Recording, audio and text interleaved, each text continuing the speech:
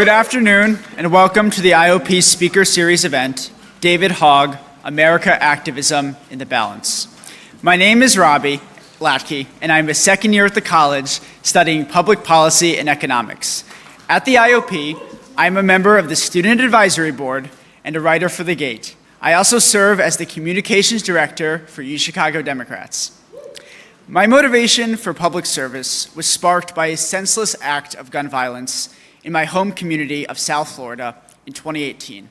Following the tragic shooting at Marjory Stoneman Douglas High School that killed 17 people, a nationwide movement mobilized young people throughout the country. 1 month later, under a Republican-controlled state legislature, Florida passed historic gun reform legislation that included red flag laws and a ban on bump stocks, thanks in large part to the activism of the brave Marjory Stoneman Douglas students. The moment taught me that young activists can create real policy change.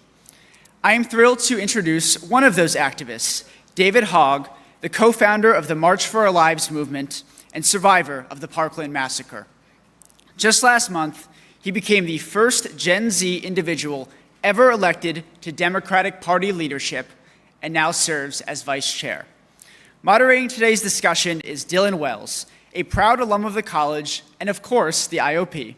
Dylan is now a national political reporter for the Washington Post and a member of the Post's Next Generation Initiative, where she works to engage younger and more diverse audiences both on and off platform. Some quick housekeeping before we begin. Please make sure to turn off or silence your cell phones. And second, when it's time for Q&A, the microphone will be placed in the audience, and as always, we will give first priority to students. Last, please make sure to check out our last speaker event of the quarter, including 3 student-led events: Championing the South Side, Shannon Parker on LGBTQ justice, LGBTQ activism, which will take place at 4 p.m. on Thursday at the IOP. Next, a fireside chat on the state of U.S. diplomacy, a discussion with former ambassador to the Netherlands, Shefali Razdan Dugal, at 5:30 p.m. on Thursday. And finally, Sanctioning the Sanctuary or Stopping Grounds, Chicago in the Second Age of Trump, featuring Illinois State Rep. Cam Buckner and Professor Tom Clark at 12 p.m. this Friday at the IOP. Now please join me in welcoming David Hogg and Dylan Wells.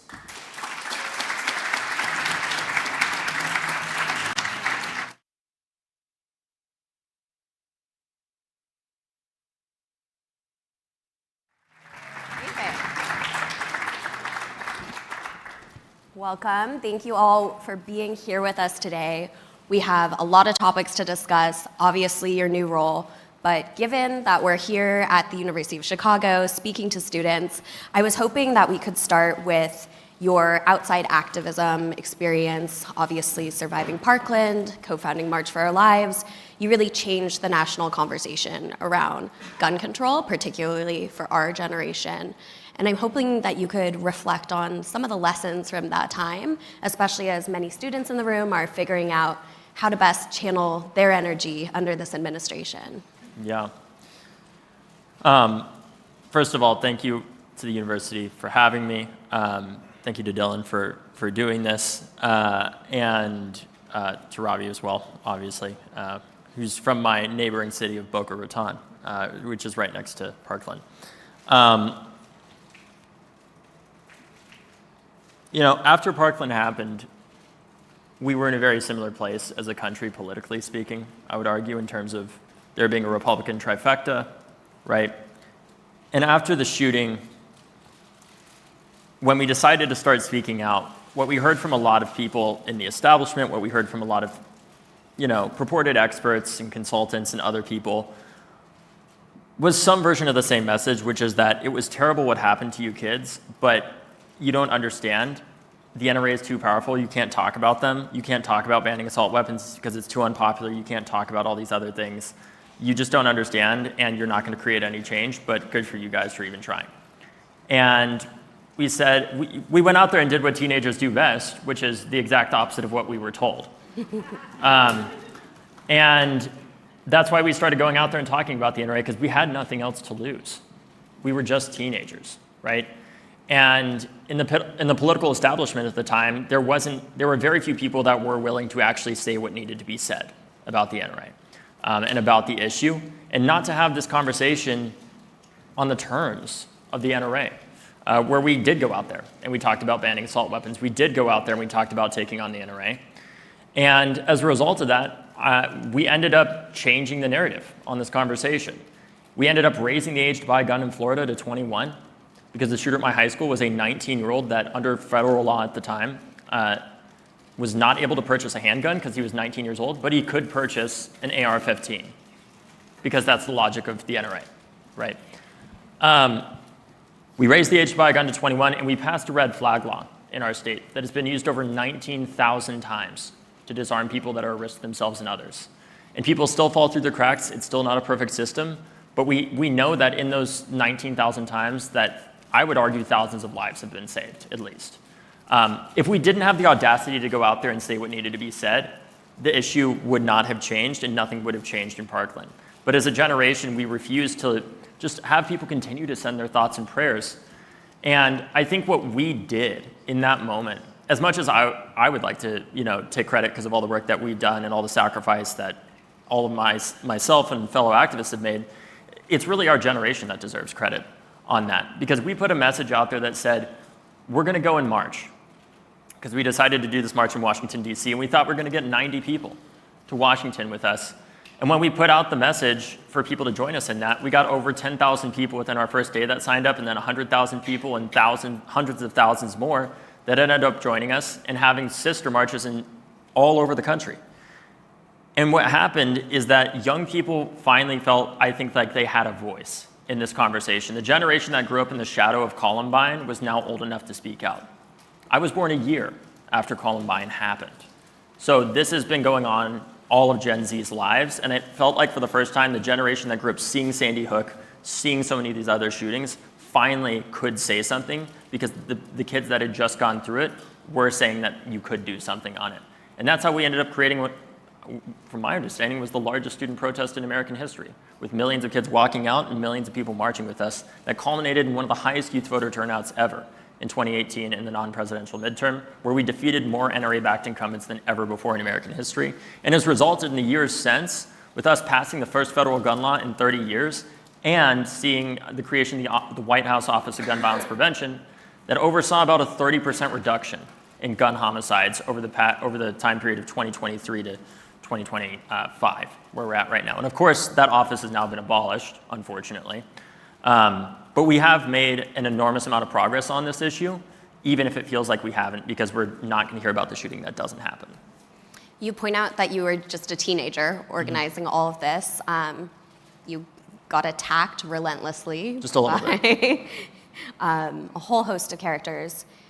What, looking back now with what you know now, is there anything that you would have done differently in that time, or any lessons that took a while to learn getting into this and immediately being thrust on the national stage?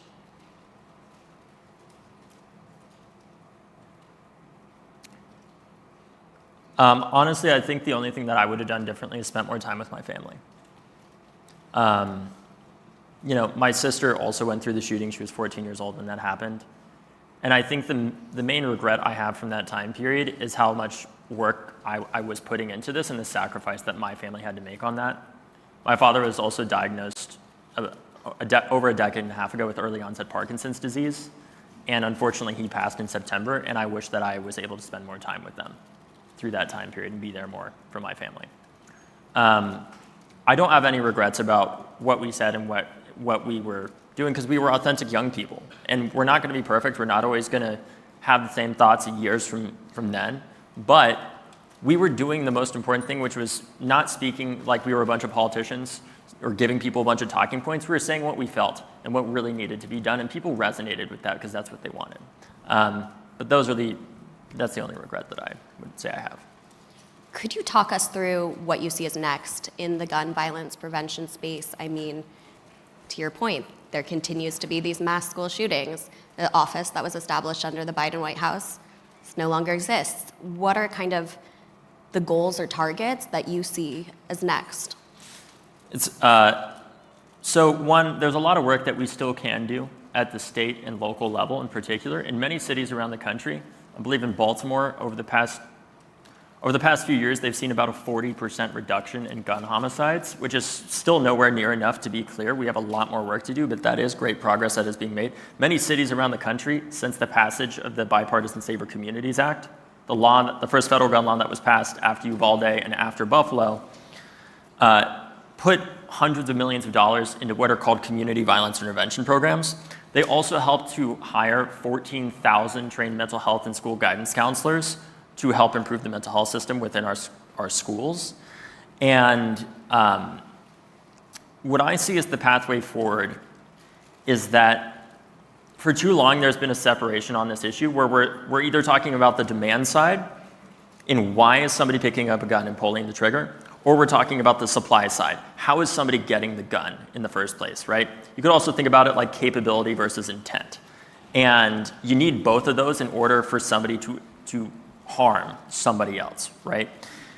I think for too long, there has not been enough nuance around this issue in the necessity of us focusing on both of those things. We need to focus on how does somebody get a gun, but simultaneously, we also need to focus on why are they picking up the gun in the first place. And this isn't just about mass shootings. Let me be clear about that. I'm talking about gun suicides, which are the vast majority of gun deaths in this country.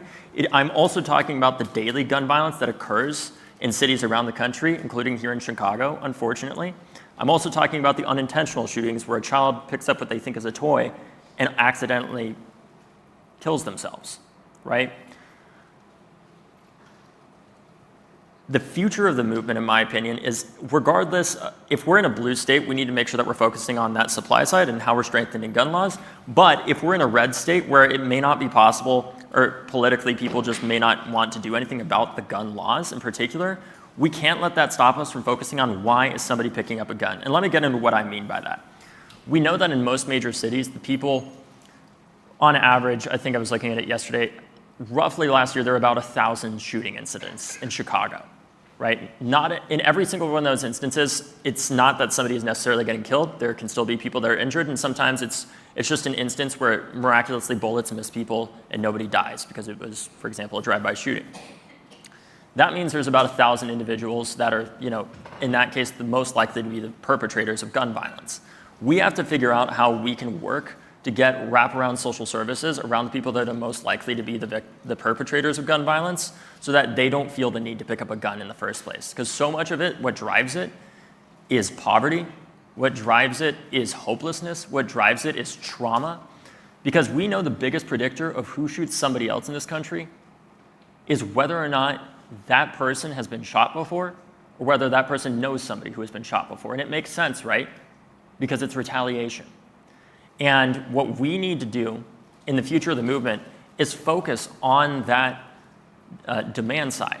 Why, when somebody comes into a hospital that is a victim of gun violence, why are they not immediately met with a therapist and counselor and faith leader and other support from social services in that hospital to stop the retaliation from happening immediately and not just perpetuating the incarceration that is also not solving this problem? Because if it was, I wouldn't be talking to you right now, right? And we have to focus on getting those social services wrapped around the people that are most likely to be the perpetrators of gun violence, not only because it is one of the most effective ways of combating it, but because it is also, and I hate to put it in these terms, it is far more cheaper for taxpayers to prevent a shooting than it is to respond to one and then incarcerate somebody and separate a family for decades after that. Right? Investing a little bit up front in prevention can go a lot further than just responding to these shootings over and over again. And what I think we have to do is realize that we cannot just focus on the gun law. That is a very important part, and that will always be my top priority, but we must focus on why is somebody picking up a gun in the first place. And to add to that, the biggest predictor of where shootings occur in the United States is where communities were redlined by the federal government in the 1930s and 40s. Injustice drives so much of the gun violence in this country, whether it's the poverty that drives it, the systemic racism that drives it, there's so much more. And we can't continue to act like we should only focus on how does somebody get a gun, although we do need to focus on that. We have to focus on both. So you entered politics through the outside, through this activism.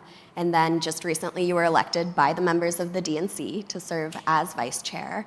How does your past kind of outside-in organizing inform how you're now thinking about this new role within the party?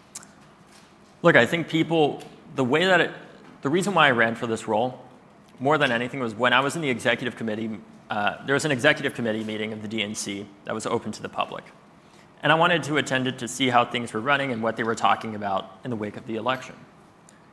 And when Molly, our pollster, talked about why we lost, the first thing she brought up was 18 to 29-year-old voters. But when I looked around the room, I didn't see anybody under the age of 30, probably under the age of 40, to be honest with you. And I saw an opportunity for myself as somebody who helped to build March for Our Lives, to help register tens of thousands of young people to vote, had done so much work in youth voter participation, to be the change that I wanted to see, because there was nobody else running in that role that was under the age of 30, that also, there just wasn't anybody that represented that demographic. So I knew I was in a unique position to be able to help with that, and that's why I decided to run. What I bring to this role is I am not here to tell people what they want to hear. And that does not make me a lot of friends. But I believe it can bring our party to a place of making more progress to help address all the issues, including gun violence, but going beyond gun violence as well, that we have to address to successfully address the issue of gun violence. And one example of why I decided to run for it is that I wanted to make sure that when people asked, for example, in the candidate forums that we had when I was running for this position, when I decided to run, I said, I am not going to contort myself and lie to people and try to create some bullshit mirage of talking points, like no offense to the politicians that are out there, but some bullshit mirage of talking points that basically results in me saying something, but ultimately saying nothing at all, because I'm just hoping that people will look at it and somehow see what they want to see without actually me saying anything at all. And that's why when people ask me, why did we lose the election, I was upfront in saying, well, look, voters told us two things more than anything else, predominantly, which was that prices were too high and Joe Biden was too old. And with the power of $2 billion behind us, we said to voters, no, he's not, and no, they aren't. When you tell voters not to believe their eyeballs or their wallets, you're going to lose them. It's not rocket science, right? You don't need a massive spreadsheet of 360 million data, 100 million data points out there to explain that to you. It's just common sense. And I wanted to be somebody in that room that is willing to say the thing that needs to be said, even if it is not very popular, because as Democrats, we can continue to choose to live in a comfortable delusion where we hope that if we just throw enough money at the Philadelphia media market and make enough consultants rich enough, that it's going to solve all of our problems and we don't need to change ourselves, or we can actually address the fact that right now, our party is at an incredibly low level of support, historically speaking, and we can either address that and acknowledge it and work on reestablishing trust with people and being honest with them, or we can continue to lose, but still get to keep all of our titles. I want to be in this position to tell people what they need to hear, even if it's not necessarily what they want to hear.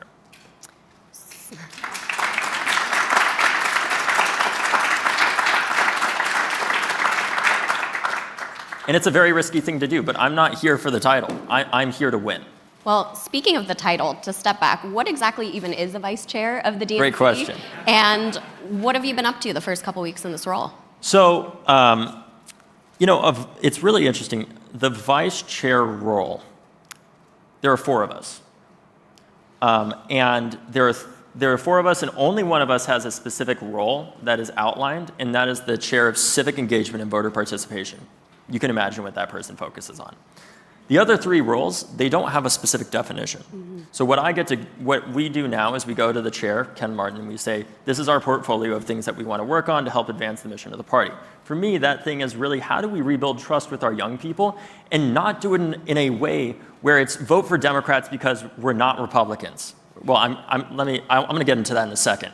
But that answers your question of what we do, what our roles are as vice chairs. It is not a paid role, by the way, at all. Your other question was, what have I done over these first few weeks? I've spent time on the phone with a lot of people, in particular with a lot of the people that have been the most critical of me publicly. Because I'm not going to go out and say, I don't think it's good for the party, for us as such a big tent with, a lot of people in the center, a lot of people on the left, and everywhere in between, to be having this discourse in public and arguing with each other. So when I see somebody that says something about me, instead of me tweeting at them, I call them up and say, hey, how can we get back to winning the House? How can we acknowledge that we have our differences, but ultimately we have the same goal here of winning the House so that we can actually have power to do anything at all in the first place? So that's been a lot of my conversations. I also, in one of those, before I ran, I tweeted out something where I talked about Congresswoman Mary Peltola, who lost her race. Congresswoman Peltola had voted against, she was one of 2 Democrats to vote in favor of a bill that would permanently abolish the Office of Gun Violence Prevention that survivors had spent 4+ years fighting to create with the administration and the campaign. It would permanently abolish it, and it would defund it forever for all future administrations. And this is an office that effectively, just to give you a context of what it did, it wasn't necessarily going out there and saying to Congress, like, this is all the new laws you need to do. More than anything, it was helping to enforce laws that we had already created, to coordinate the federal government's response to gun violence, to make sure that if a state had tens of millions of dollars it could take from the Safer Communities Act, that it actually could take, that they did take it, because bureaucracy is complicated and sometimes you need to cut through that red tape. And it also was effectively kind of like FEMA for mass shootings and instances of gun violence. So for example, when there was a shooting in Lewiston, Maine, they could be there talking with different members of the community, organizing the state, local, and federal government's response, and also addressing what the survivors need in that instance for therapy needs and other things like that. And what I posted about Congresswoman Peltola was I said something that I don't agree with now, but I said it from obviously the issue's very personal to me. I said, look, good riddance. This shows that being bad on guns will not save you. And let me be clear, I wish that Congresswoman Peltola did win, and I shouldn't have said that. But at the same time, I wish that she still voted. She didn't vote for that bill. And I actually called her after my win because I wasn't going to call her as I was running for this position, because it could come off as insincere, it could come off as opportunistic. And I called her after I won, and I apologized for it. And we had a very good conversation. She accepted my apology. But that's been a lot of the conversations that I've been having, is figuring out how I can be the best team player that I can be in our party so we can move forward to getting a majority in the House and actually having the power to do anything at all, which right now we're very limited in doing in the first place. And talking to a lot of frontline candidates as well, talking to state party chairs like that of Wyoming, people like Adam Frisch, and other people that are in frontline seats to ask them, what can we learn from your experience, even if we aren't completely aligned in what we think the party should be promoting, what can we learn from your experience in order to get us back on track to winning? To your point there, some Democrats have expressed their concern that you provide an unhelpful foil for the Republican Party because of some of the ideas you've expressed over the years. Mm-hmm. And at the same time, you have Republicans who have celebrated your election to this role. You had Alex Brusewitz, who was one of the main Gen Z advisors for Trump. He called you a dork and not cool, and said that he tried to bait you into running for this role because it was better for Republicans if you were in it. How did he say that he baited me? I don't even know who that is. Okay, you don't know who he is, for the record. No. How do you respond to that kind of criticism, and why do you feel like this role of vice chair within the DNC is the best way for you to help the party? Because I want to be somebody in this role where it is always easy to talk about what we're doing wrong as a party. Democrats love to do that. It is the easy thing to do.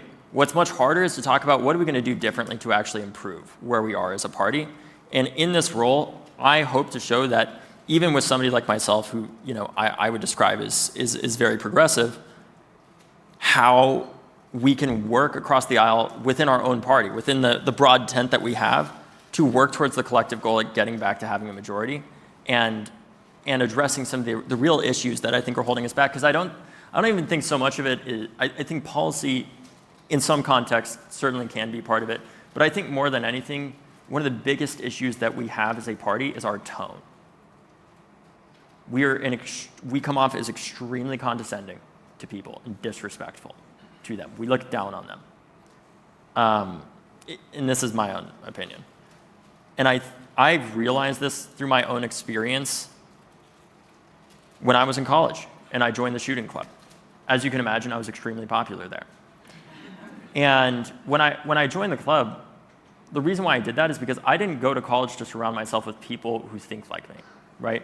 When I applied to college, I literally talked about how I believe the most important thing that I can do with my degree is getting a better education to combat the disinformation and lies that fuel so much of the hatred and division on this issue of gun violence. And I talked about my own experience talking with armed counter-protesters in Dallas, Texas, who were screaming that I was a crisis actor, that I was here to take everybody's guns, and how through a conversation that I had with them where I said, look, I know you don't agree with me, but I can't accept the fact that you don't want school shootings to continue either, right?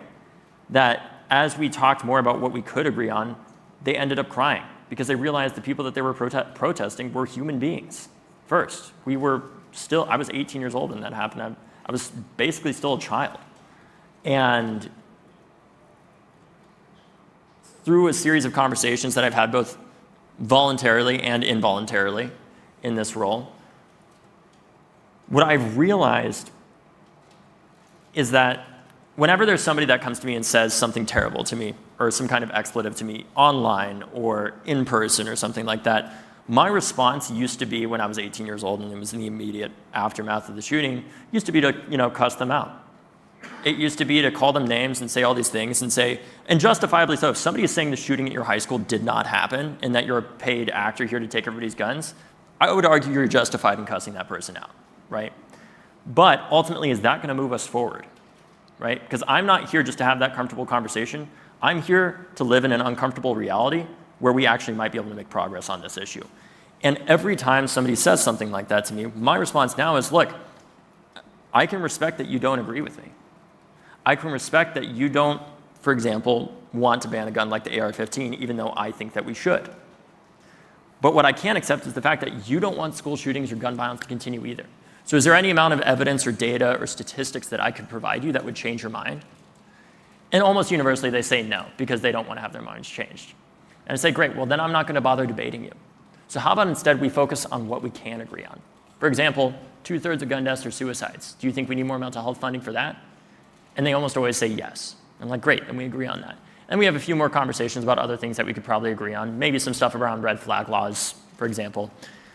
And every single conversation I have had like that with somebody online or even in person, the person every time ends up apologizing to me and says, David, I'm sorry, I don't agree with you, but I was wrong for saying that. And what I used to think is that you have to fully convince somebody of your opinion in order to win, or else it's a total lost cause. But that's not how we should think about this. Because even though I'm not fully convincing somebody, if I can get them to fight me less hard, that is still progress, right? If I can get them to see that maybe their worldview isn't entirely correct because I don't hate them as a human being, then they might come to me in the future and say, actually, I have changed my mind. And that has happened, even with people who said that the shooting at my high school didn't happen in the past. They came to me after Uvalde when I talked over and over again and said that same message of, look, we have to do something here. We all agree we need to address this issue. So there were people that came to me that said, I'm sorry that I said that the shooting at your high school didn't happen. I shouldn't have said that, and I actually agree with you now. But the problem is, if we continue this course of just thinking that yelling at somebody is the best way of changing their mind, and believe me, there is a time and a place for that, right? When there are morally outrageous things happening. But in the interpersonal conversations, just calling somebody names or saying it's not my job to educate you, I'm sorry, if you work in politics, it is your job to educate people if you want to make change, period. And I understand why some people may not want to do that. I would say that politics is not for you if you want to help make change, and that's okay. But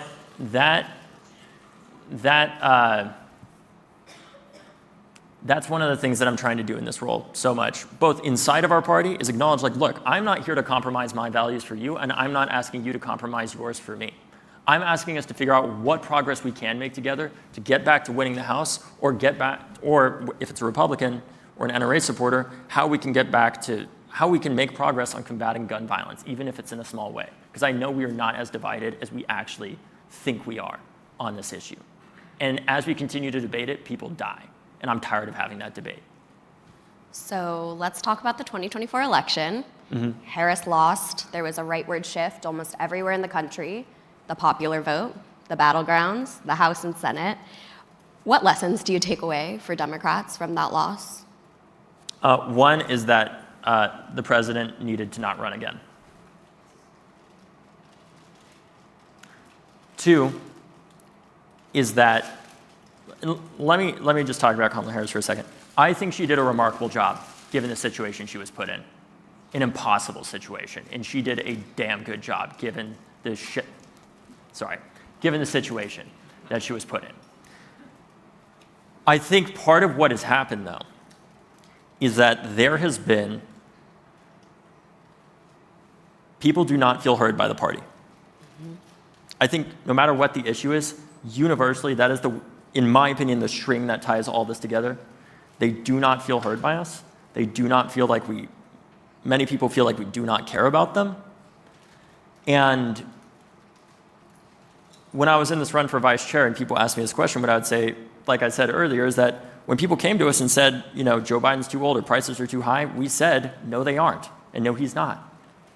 That's not an effective message. You got to address what people are actually seeing. You got to address the reality that they're living in. And it's not to say that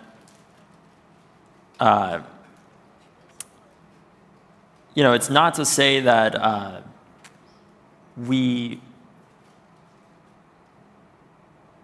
that we're to blame for all those things. Obviously, Joe Biden was old, but we could have talked about the fact that Trump added so much to our national debt in just 4 years, and that's going to have an inflationary effect. We didn't talk about that. We didn't talk about, what about all of the corporations that are buying up tens of thousands of single-family homes around the country to raise the price on the working class and the working poor, effectively to push them out of ever achieving the dream of owning a home in this country. And I think, honestly, part of what we need to do going forward is, one, we got to be honest with people and acknowledge when things are not going right. If there's an issue at the border, I think that we need to address it, but we need to do it in a humane way where we acknowledge the fact that we are a country of immigrants, and we're not going to meet this with draconian measures of sending people to Guantanamo Bay, right? We're going to meet it with compassion and address the reasons why people are coming here, which, to the administration's credit, I think in many ways we did, but we failed to communicate about.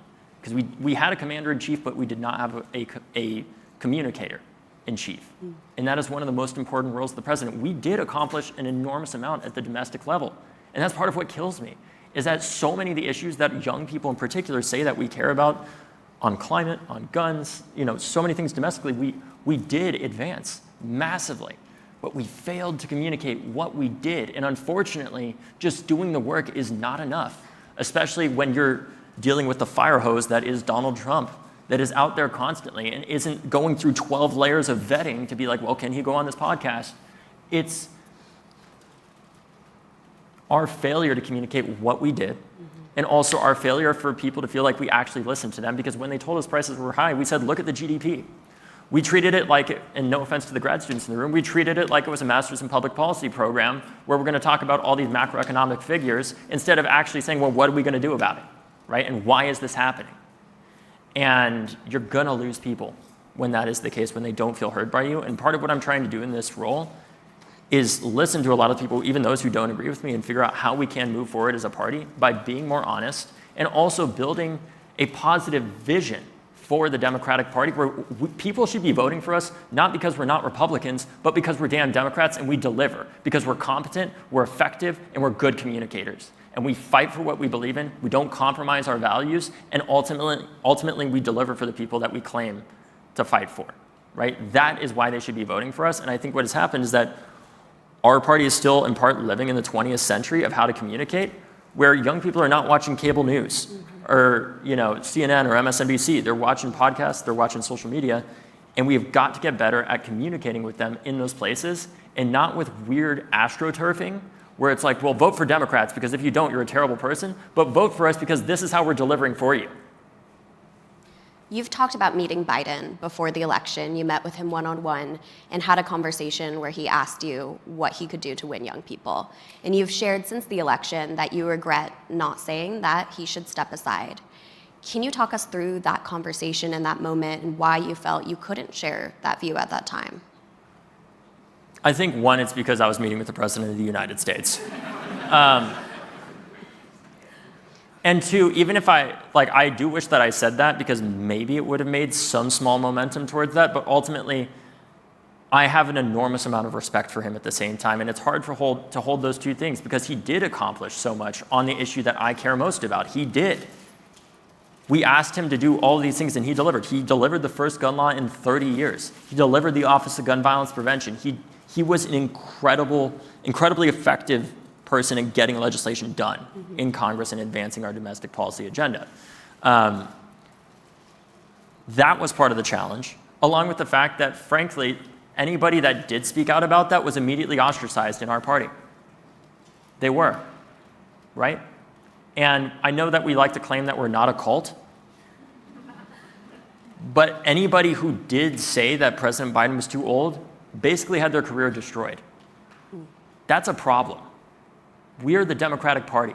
We are supposed to have open conversations and dialogues about this stuff, as uncomfortable as it might be, and realize if the vast majority of voters are telling us basically one thing about the president, we probably should listen to the vast majority of voters when they're telling us that and not just say, no, they don't understand.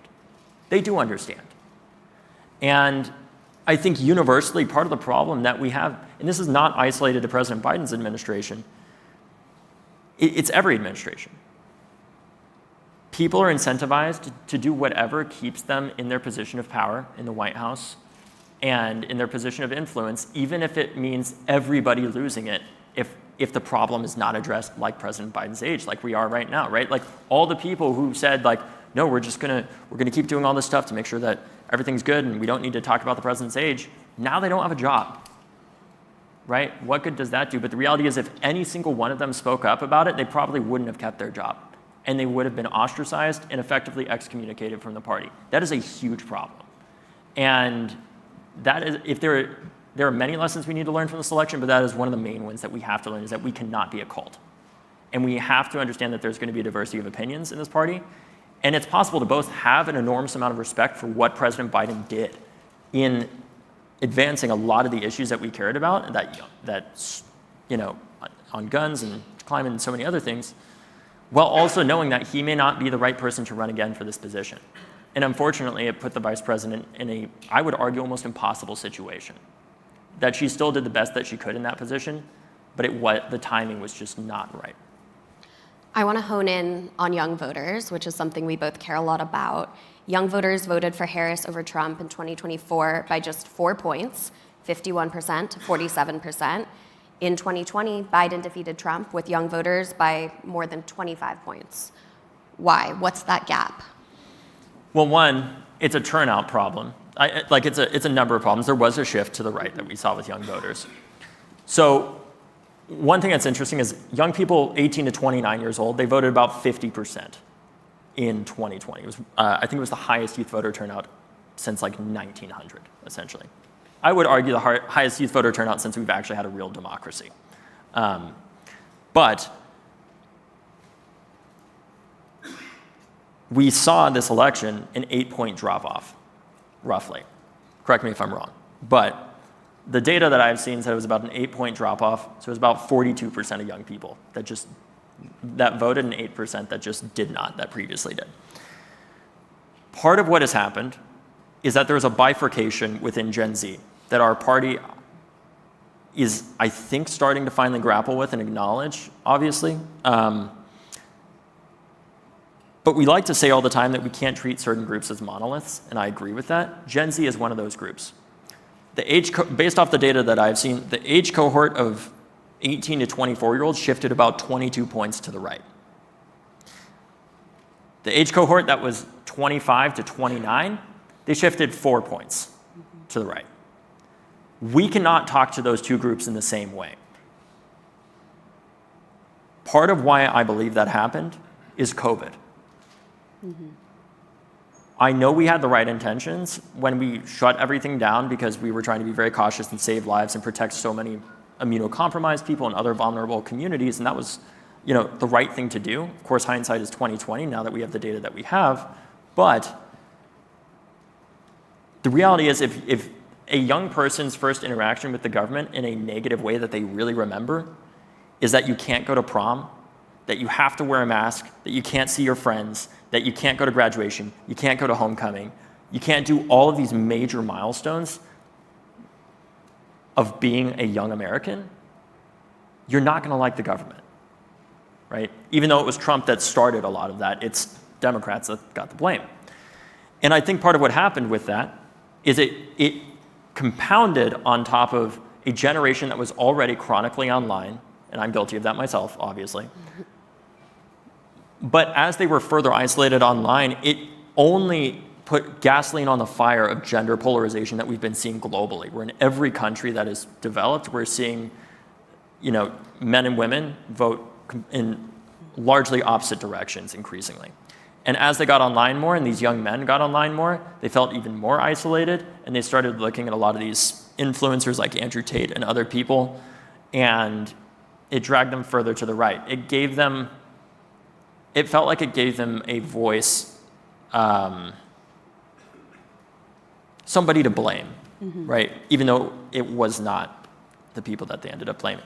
And the other thing is that I think we're living through a really interesting time where back when it was George Bush and that era of conservatism, the Mitt Romney era and things like that, it was very morally superior, right? It was kind of condescending, looking down on you, saying like, if you don't go to church, you're the problem. If you do drugs, you were the problem. If you pay for somebody's abortion, for example, like, or somebody who has one, like you're immoral and you're wrong and you're all these other things. And it's a lot of like finger pointing and waving and saying like, you're a bad person. What happened, in my opinion, is that when Donald Trump got elected, our country went into anaphylaxis about how problematic this man was, but we couldn't control him. So our response was to start changing it within our culture and policing other people, understandably. But the result was that even though we may have been right in how we were talking to a lot of these younger men,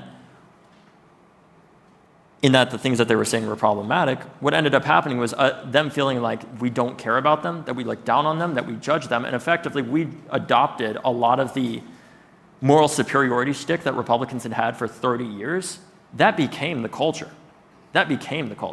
And what has happened since COVID is, in my viewpoint, for these younger people, conservatism has become a counterculture, weirdly enough, against the social justice, against all these other things.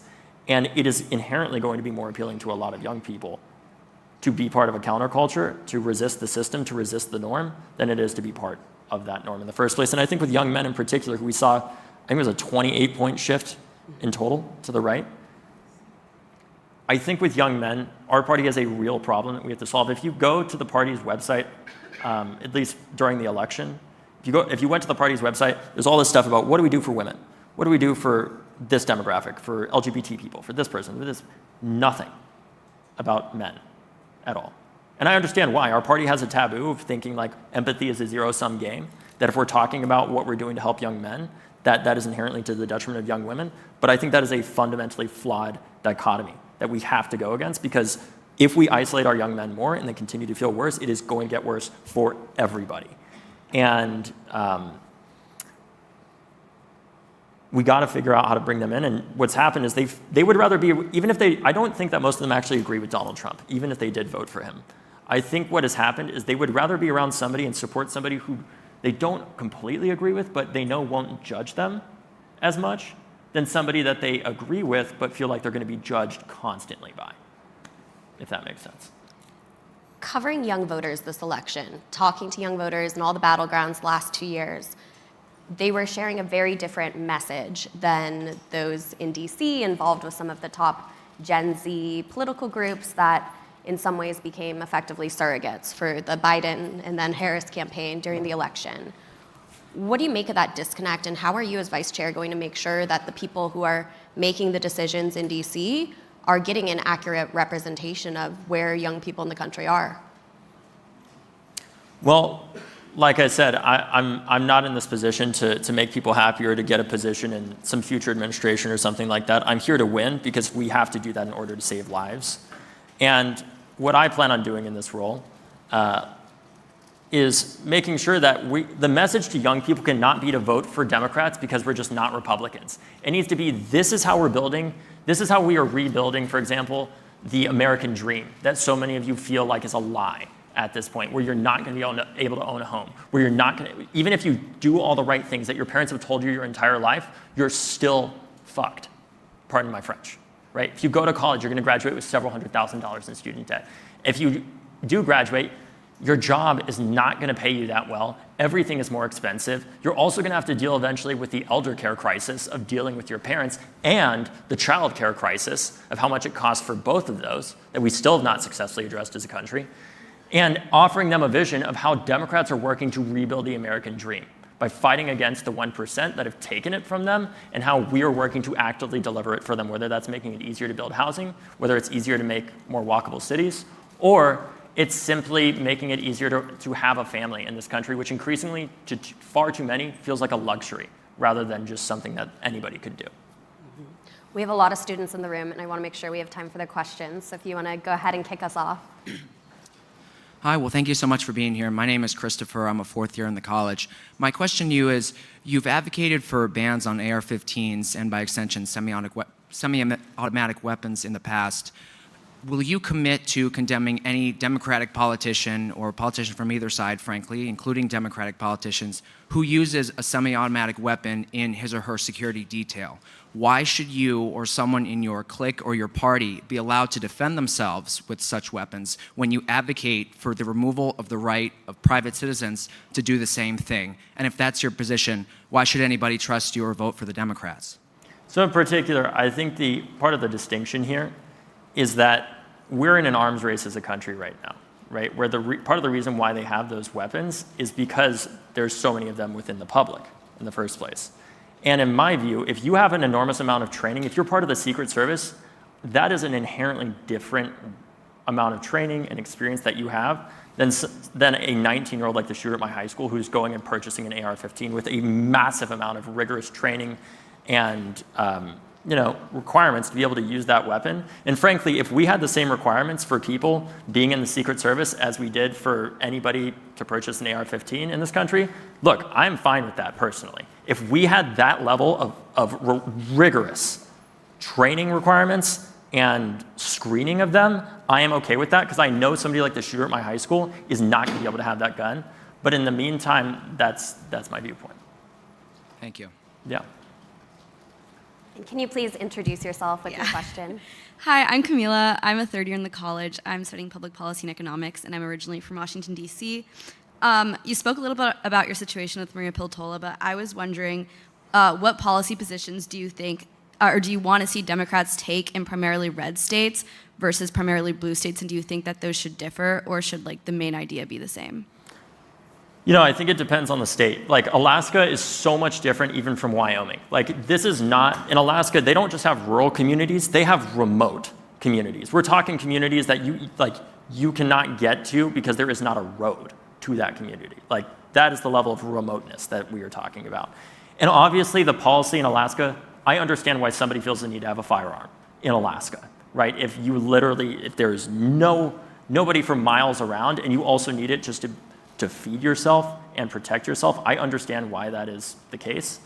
And what I would say is that I'm going to lean on the people in each one of those communities to talk about what is the best way that we can reduce gun violence while still ensuring that Democrats have a viable pathway to victory in those areas. And I understand that in a state like Wyoming, for example, even if Democrats, when Democrats do win to some extent there, that they're very likely not going to have the majority, right? I hope that's not a surprise to anybody in this room. I don't think it's a surprise to the Wyoming Democrats either, right? But how can we, in the meantime, as a party, not assume that simply because we can't do something about gun laws means that we can't do anything about gun violence? There's a lot of work that we can do on suicide prevention programs, on mental health funding, and so much more. And we need to acknowledge the fact that the deaths by suicide are deaths of despair that are happening. And it's a product of the injustice that many rural communities face, the disinvestment that they face, and also the effects that big ag has on them. And I could go on and on about this. But I'm going to lean on the people in those communities that are running there to best know their communities and what they need, which obviously I know that they don't want gun violence or gun suicides to continue there either. So I'm going to work with them to figure out, well, even if you can't do a lot in your state legislature or as a member of Congress there, what can you do, whether it's research funding or other programmatic funding to help reduce the number of gun deaths while they're out there? Thank you.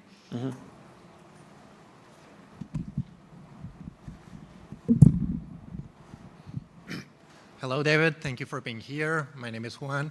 Can you speak closer to the mic? Yes. My name is Juan. I'm a fourth year at the college. I actually grew up also in Broward County. I went to high school in Southwest Ranches.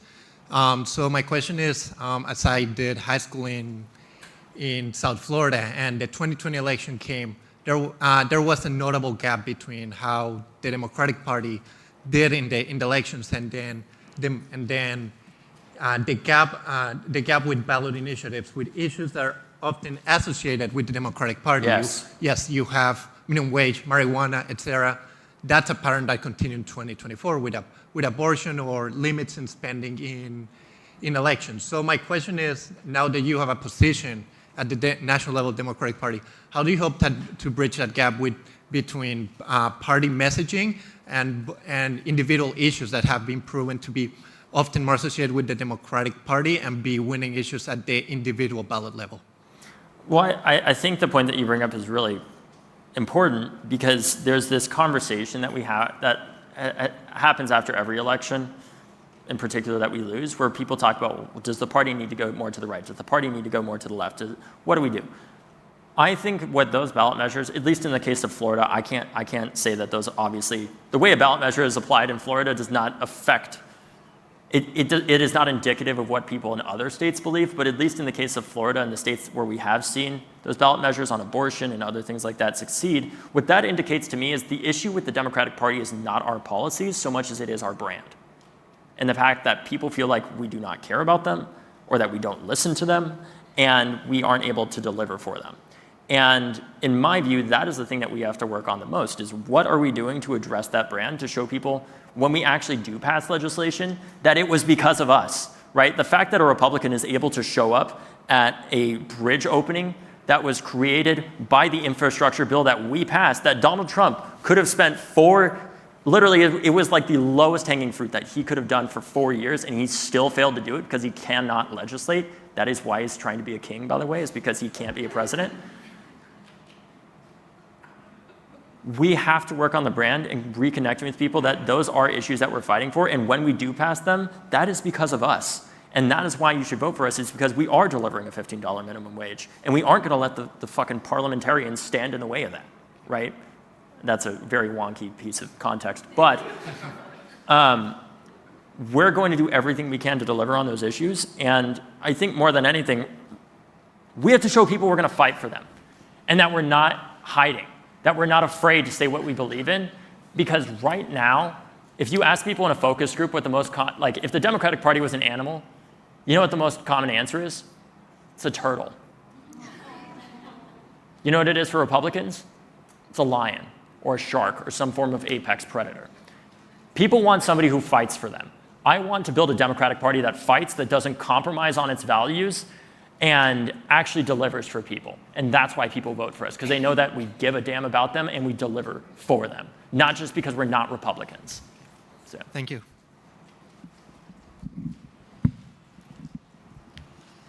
Hi, thank you so much for being here. I'm Julia. I'm a third year in the college. You mentioned earlier in this discussion that you have had to have conversations with people who disagreed with you on issues that are fundamentally core to your personal identity and life experience. What advice would you give to help people from marginalized communities and identity groups approach people who actively wish harm to them with respect and empathy in order to change their minds? You know, the only context I can speak to that from my own experience, is what I've been as a survivor of gun violence with other community members that have worked on it. One, I would say it's incumbent on allies of those communities to ask what we can do for them, not to go to them and say, this is how we're going to save you or some other kind of bullshit like that. Don't ever do that, by the way. Just ask. You know, if you can be an ally, if you are in one of those more privileged groups, what can you do to support them? Because sometimes it might be nothing, right? If they say that to you, and then you have to accept that. What I will say is, just based off of my own experience, is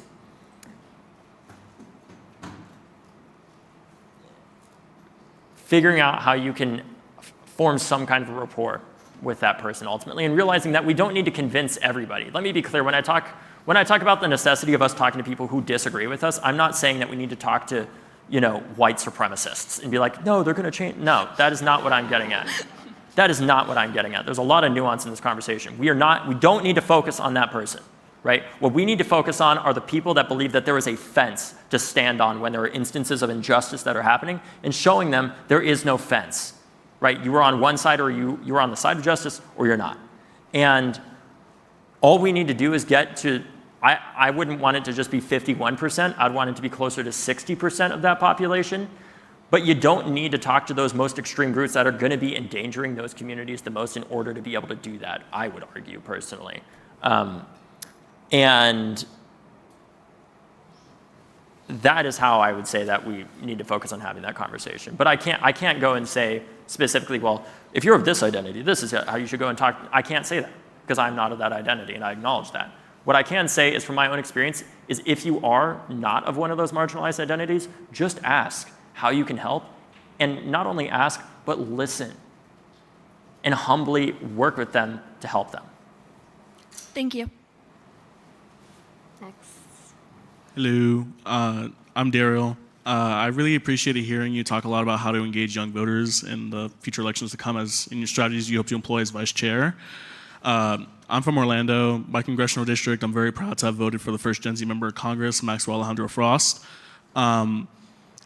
What strategies, or what do you hope to do as vice chair to make sure that we have more Maxwell Alejandro Frost in Congress, or more Gen Z lawmakers on all levels of government, from local, federal, state? It's almost like I planted this question. I didn't. And I've seen a lot of the organizing work you've done with Gen Z lawmakers. Thank you for that. I was just interested in hearing about how you hope to do that now that you're in a position of power within the Democratic Party. Look, so great question. This is exactly what I've been working on for the past 2 or so years with my organization, Leaders We Deserve. Right? We have a generation of young people that activated with March for Our Lives, that walked out of their schools, that participated in these protests, that are now old enough to have either graduated college, or if they didn't go to college, are old enough to run for office nonetheless. When I was helping Maxwell on his campaign, because I hired Maxwell from my freshman dorm room in college, actually, to work for March for Our Lives. And the first time he turned me down for the job, and then I flunked a Spanish test because I'm dyslexic. And I said, Maxwell, you don't understand. I need you to take this job so I can finish this class and graduate. And then he took the job. And he called me up 2 years later, told me he wanted to run for Congress, and I said, it's fine, I passed Spanish. And Maxwell had to Uber drive every night from 9 p.m. to 2 a.m. While running against 2 former members of Congress, and I think it was 5 other people. I had to help him raise $400,000 in his first 2 quarters. Maxwell is not from a very well politically connected family. He didn't go to a very fancy college. He didn't, his family is very middle class, and he's not rich. And what I saw the opportunity for after Maxwell won was to create something kind of like an Emily's List, but for young Democrats running for state legislature and Congress. So I talked to Maxwell's campaign manager, and we decided to create an organization that's a PAC and super PAC called Leaders We Deserve that supports young Democrats running for state legislatures and Congress. And what we've done with that is we've helped elect the youngest person to 4 different chambers around the country last cycle. And one of them was a young man named Bryce Berry in Georgia, who got involved with March for Our Lives in 2018. That was how he got involved in politics. And after he graduated college, he decided to run for Georgia state legislature. And we came in, supported him in that campaign, did fundraisers with him, worked with him, advised him, and he ended up getting elected to become the youngest person ever elected in Georgia state history at the age of 23. So that is a lot of the work that we're doing. We also supported Congresswoman Sarah McBride as well. And we're planning on doing a lot more work this cycle to support young Democrats running. Leaders We Deserve doesn't support candidates that take corporate money. And I understand that's a different viewpoint from the entirety of the party and also all of our candidates. But in my viewpoint, I want to show young people that there is somebody there that is specifically there to fight for them, whose only interest is their interest and is not owned by a corporation. Because I don't think that that money should have any role in politics, frankly. And I don't want to advocate for unilateral disarmament, frankly, because there's so much money involved in politics right now, especially somebody like Elon Musk. But we have to show that there are people there that do not have that conflict of interest, that also young people can believe actually do represent them. in the first place. So that's why we created Leaders We Deserve. And if any of you guys want to run for state legislature or Congress that are under the age of 30, let me know after this. Thank you. We have limited time remaining, so we'll try to do these last few questions a bit rapid fire.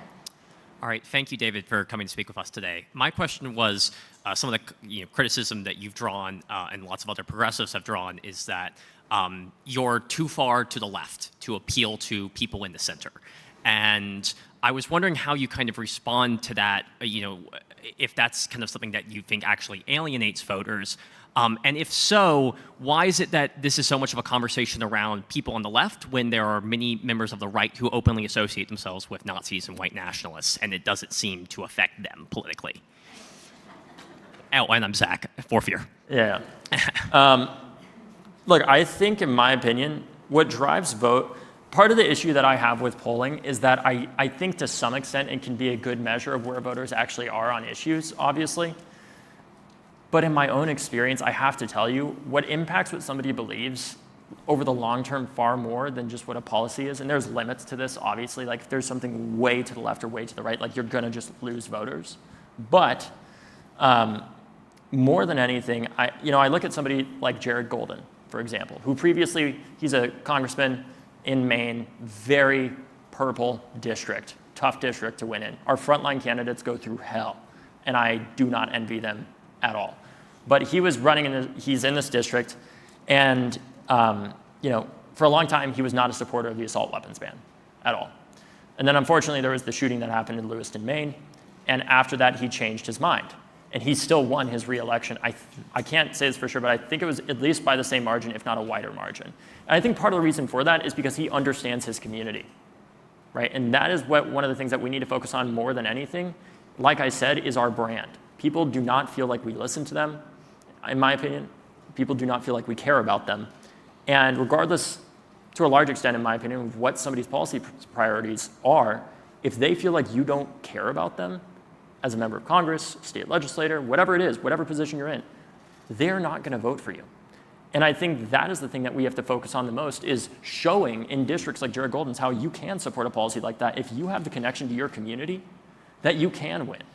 Because that's what people care about more than anything, is, are you there to fight for me? Do you care about me? Do you see me? And that is what we got to focus on as a party, and highlighting when there are candidates that do win in districts like that as well, that they can take those bold stances and they will still win if they have the right connections with their community in the first place. Because I think so often it's about how we talk about these policies, right? And having that connection with the community. Sure. Thank you. Hi, David. Thanks for being here. My name is Matt. I'm a third-year medical student, first year in the MPP. And not all of us are super wonky, I will say, in Masters of Public Policy program. Hopefully not, at least. I guess my question is, I think it's really great, the work that you're doing with folks who want to run for office. I guess I'm curious what you think, especially in your role as vice chair of DNC, what the party can do to focus on rank and file young voters, and in particular, like what are concrete steps that are going to be taken, and what do you plan to take in the next several months to actually engage folks and get them back to organizing? I mean, I think we've seen like a huge fall off in resistance this time around to Trump, and I'm not surprised by that, given how abandoned a lot of folks feel by the party. Totally. Look, we got a lot of work to do. That's part of why I ran for this role. Is I know in order for us to successfully address gun violence, in my opinion, we have to have a stronger Democratic Party, and we need to have young people as part of that coalition. I think right now, a major part of what we have to address is the fact that there's been a complete and total collapse of faith in institutions across the board. It's not just the Democratic Party, it's the Republican Party, it's every institution, right? All of it. People do not trust institutions, they trust people. And I think one of the most important things that we need to be doing right now that the party is not, because part of it is the role of the party, but more than anything, it's the role of our elected officials within the party. We've got to be more direct on social media with our local elected officials, our state elected officials, and our members of Congress. In the way, even if it's not with the same policies as AOC, for example, I think she does an excellent job of telling people what is going on and speaking to them directly and making them feel heard.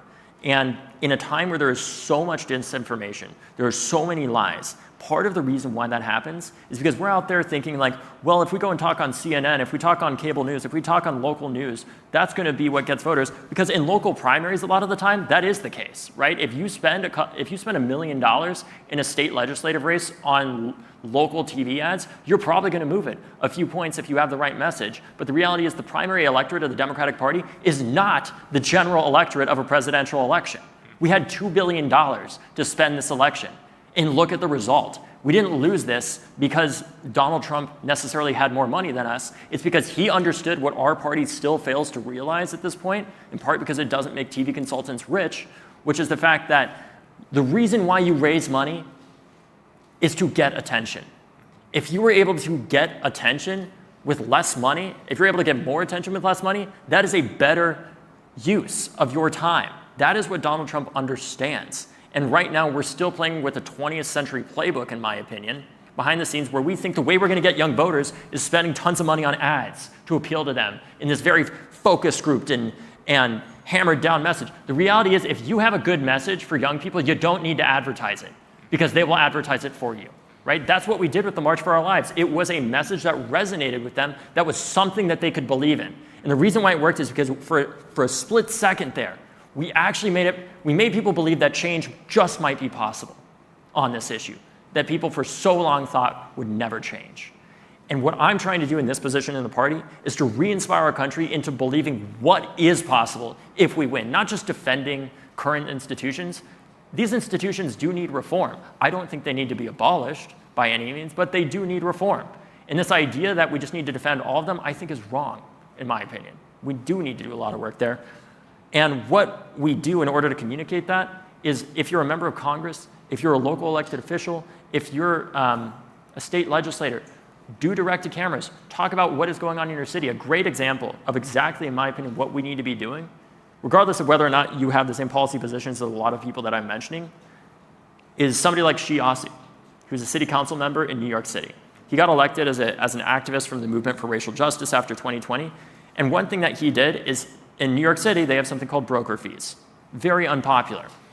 And he organized on TikTok and said, hey, there's all this great info. There's a meeting that's happening to discuss how we can end broker fees. But nobody ever shows up to it other than a bunch of real estate developers and other people that have self-interest in keeping broker fees. And he was able to get a line of 500 plus people to show up on a random, I think, weekday and just fill the entire room. And he was able to tell a story of how they built momentum. And he would say directly to the camera, like, this is what we're doing this week. This is where we are in the campaign to end broker fees.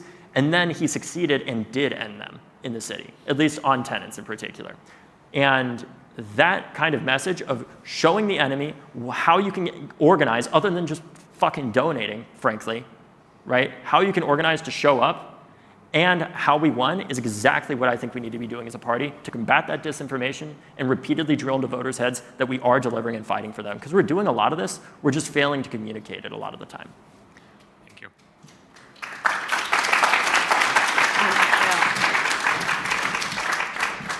On that note, I do think we are unfortunately out of time for this conversation, but thank you all so much for joining us here today, and thank you, David, for coming and chatting with us here on campus.